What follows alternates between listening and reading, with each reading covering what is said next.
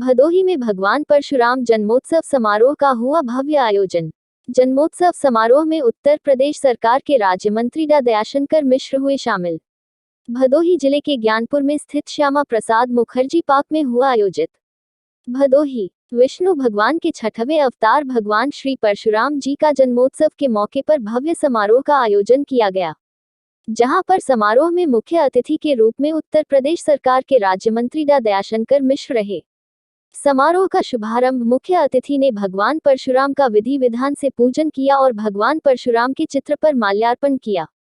समारोह में जनपद के तमाम क्षेत्र से आए लोगों ने भगवान परशुराम के बारे में विस्तार से बताया। समारोह में वक्ताओं ने ब्राह्मण समाज को एकजुट करने की बात कही। कार्यक्रम के आयोजक अरुण मिश्र ने आए हुए सभी अतिथियों का आभार व्यक्त किया। राज्य मंत्री दयाशंकर मिश्र दयालु ने कहा कि बड़े सौभाग्य की बात है कि भगवान श्री परशुराम जन्मोत्सव में शामिल हुआ। जिले के नाम भले अलग है लेकिन हम सब एक ही है। भगवान परशुराम की सच्चाई और असलियत को वामपंथियों ने आगे आने नहीं दिया। भगवान परशुराम को केवल शस्त्र धारण के रूप में देखा जाता है, लेकिन उनका स्थिति के बारे में जानना जरूरी है। भगवान शंकर ने परशु दिया जिससे परशुराम हुआ। परशुराम ने क्षत्रिय का नहीं बल्कि गलत प्रवृत्ति के लोगों का वध किया। ब्राह्मण कभी गलत लोगों का पूजा नहीं किया। भगवान राम क्षत्रिय वंश के थे लेकिन फिर भी पूजनीय है, जबकि रावण को ब्राह्मण वंश का बताया जाता है, वह कभी भी नहीं पूजा गया। जिसने भी अच्छा कार्य किया वह हमेशा पूजा गया। परशुराम से बड़ा कोई पितृभक्त नहीं है। भगवान परशुराम ने केवल सहस्रबाहु के परिवार का वध किया, न कि पूरे क्षत्रिय कुल का नाश किया। लोगों को भगवान परशुराम के बारे में पढ़ना चाहिए और वामपंथियों द्वारा फैलाए गए अफवाह की असलियत जाननी चाहिए। भगवान परशुराम ने अपने पिता के एक आदेश पर मां और भाइयों की गर्दन काट दिया और बाद में परशुराम ने भगवान से आशीर्वाद से मां को जिंदा कराने में भी सहयोगी शामिल हुए। भगवान परशुराम हर युग में अस्तित्व है। भगवान परशुराम राम और कृष्ण के युग में भी थे और अब भी है। भगवान परशुराम अमर है। कहा कि भगवान परशुराम के जीवन से 2 सीख लेनी चाहिए। कहा कि भगवान परशुराम के बारे में फैली गलत बातों को लोगों को बताना चाहिए। अब वह समय आ गया जब सच को जानना चाहिए। जब तक हम सच नहीं जानेंगे तब तक केवल अफवाह में फंसे रहेंगे। संसार है जो सबको आशीर्वाद देता है। समाज में ब्राह्मण को बदनाम करने वाला खुद अपना काम क्यों नहीं कर सकता है? केवल ब्राह्मण ही है जो लोगों को विद्यादान देकर लोगों को बुद्धिमान बनाया। ब्राह्मण हमेशा से आर्थिक गरीब हो सकता है लेकिन चरित्र और ज्ञान से गरीब नहीं हो सकता है। इस देश में 48 भारत रत्न मिला है जिसमें 27 ब्राह्मण हैं। विश्व की तमाम कंपनियों के सीईओ ब्राह्मण हैं। आरक्षण लागू होने के बाद देश के बाहर गए लोगों ने अपने को विश्व में स्थापित किया। कहा कि जितने भी ऋषि हैं सभी ब्राह्मण हैं। कहा कि समाज के बारे में सोचते हुए उस पर कार्य करने की जरूरत है। यदि समाज के पीड़ित का मदद नहीं कर सकते तो कम से कम उसका विरोध न करें। युवा समाज सेवी ऋषि शुक्ला ने परशुराम जन्मोत्सव पर खुशी जाहिर किया तथा राष्ट्रीय ब्राह्मण युवजन सभा के जिला अध्यक्ष अम्बरीश तिवारी के बीते दिनों से ब्राह्मणों के लिए किए गए कार्यों की सराहना की तथा भगवान श्री परशुराम जन्मोत्सव समारोह के आयोजक अरुण मिश्रा का आभार जताया, जो जनपद में पहली बार भगवान श्री परशुराम का जन्मोत्सव का आयोजन किया है। कहा कि इस तरह के कार्य से समाज में एकता बनाने में सहायक होता है।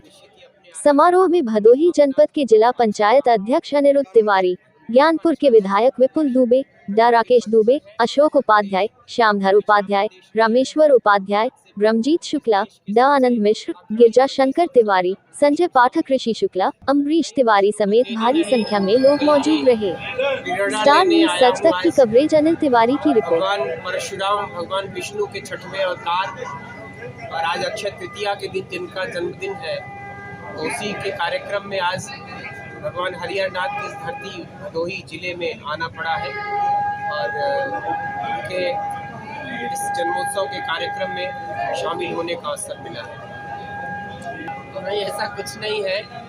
उन्होंने हमेशा गलत प्रवृत्ति के लोगों के खिलाफ अपना जीवन समर्पित किया और हमारे यहाँ दुष्ट व्यक्ति किसी जाति में पैदा होते हुए ऐसा अनिवार्य नहीं है। हर बिरादरी में, हर समाज में भी गलत लोग होते हैं और इसलिए किसी को किसी जाति के नाम से जोड़कर देखना, वो सबके थे, सबके आराध्य थे, सबके आराध्य हैं और सबके आराध्य रहेंगे। आयोजकों ने यह संकल्प लिया है कि उनकी प्रतिमा स्थापित की जाएगी। उसके लिए उचित स्थान जो इन लोगों ने निर्णय किया होगा निश्चित ही अपने आराध्य की मूर्ति की स्थापना अच्छा काम है। कानून व्यवस्था अच्छा है, देश प्रगति के पथ पर है और उत्तर प्रदेश अब वो पिछड़ा प्रदेश नहीं है। हिंदुस्तान के नक्शे पर इस देश के सबसे अग्रणी प्रदेश और सर्वोत्तम प्रदेश में शामिल है उत्तर प्रदेश। नहीं, कुछ लोगों ने अगर ऐसा किया है तो उनसे फिर बात हो रही है और निश्चित ही वो अपने प्रत्याशी हटा लेंगे, साथ रह के ऐसा वो नहीं करेंगे। और ये निकाय का चुनाव अलग है और इसमें अगर उन तरह के लोग हैं शामिल तो उनको हम लोग मनाने का सामने का नगर निकाय के परिणाम होगा। नगर निकाय का चुनाव इस बार उत्तर प्रदेश की धरती पर बहुत ही चमत्कारिक परिणाम देने जा रहा है। यही वो ऐसा क्षेत्र था जिसमें हम बहुत सी जगहों पे अभी तक हार जाते थे, लेकिन इस बार जो तैयारियां हैं, जो उत्तर प्रदेश के संगठन ने माननीय मुख्यमंत्री जी के कुशल कार्यों का जो परिणाम है उत्तर प्रदेश में, वो हमको ऐतिहासिक रूप से मिला। समाज में सड़कों पर रहता है, लोगों के लिए जीता है और सदैव काम करने वाला कार्यकर्ता है और उसी अपने देवतुल्य कार्यकर्ताओं की बदौलत ही आज भारतीय जनता पार्टी हिंदुस्तान में सर्वोपरि सर्वोच्च शिखर पर। देखिए, पार्टी ने जिसको टिकट दे दिया सही गलत के लिए नहीं दिया, जिसको भी अच्छा मान के टिकट दिया पार्टी का कार्यकर्ता उसके साथ अब तन मन धन से लग जाएगा और जो नाराज लोग होते हैं उनको भी पार्टी ने समझा बुझा कर बनाया है। कोई पार्टी के खिलाफ लड़ना नहीं चाहेगा क्योंकि पार्टी आज यही मौका आखिरी नहीं होता, उनके बाद इससे बेहतर मौके उनके सामने इंतजार कर रहे हैं।